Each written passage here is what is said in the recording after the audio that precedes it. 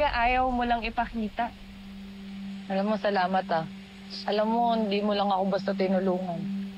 Binuhay mo yung pagiging binibining marikit ko.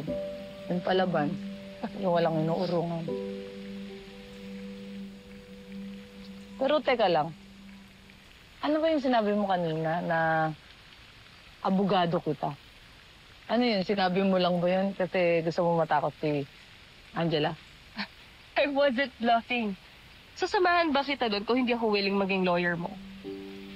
And from what you've said kanina, halata naman na ang dami mo pang pending cases against Angela.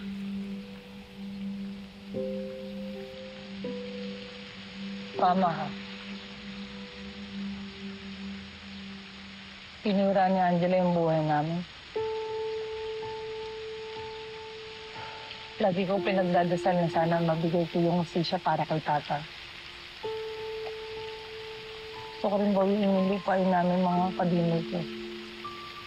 Para din malinis yung pangalan ko. Saka ni tatay. Alam mo, bago pa lang tayo magkakilala, pero parang ang gaan-gaan na ng loob ko sa'yo. Well, maybe because you inspire me. So, ano nakaka-inspired sa buhay ko? Parang teleserye. Ang drama, tapos ang daming kamalasan nangyayari. See? Ang dami mo ng pinagdadaanan sa buhay mo, but you're still standing strong. Someone you love will stay tinaboy from you. And that's not right. Lagi mo tatandaan na walang kahit sino ang may karapatan na kunin yung importanteng bagay sa atin.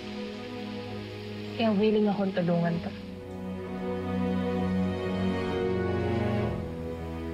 Don't worry. I'll take your case as a pro bono.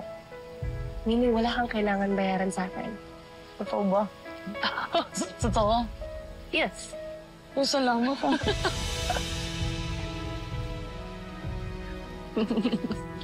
Salamat ah. Salamat talaga. Alam mo, hindi ka lang basta maganda.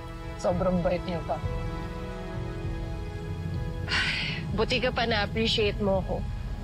Bakit? Ano ibig mo sabihin? Kasi si Matthew, kahit anong gawin ko, ayaw na talaga akong tanggapin ulit eh. Nagsisisi na talaga ako na pinakawalan ko siya dati. Kasi hanggang ngayon, mahal na mahal ko pa rin siya. At umaasa ako na magkakabalikan kami ulit.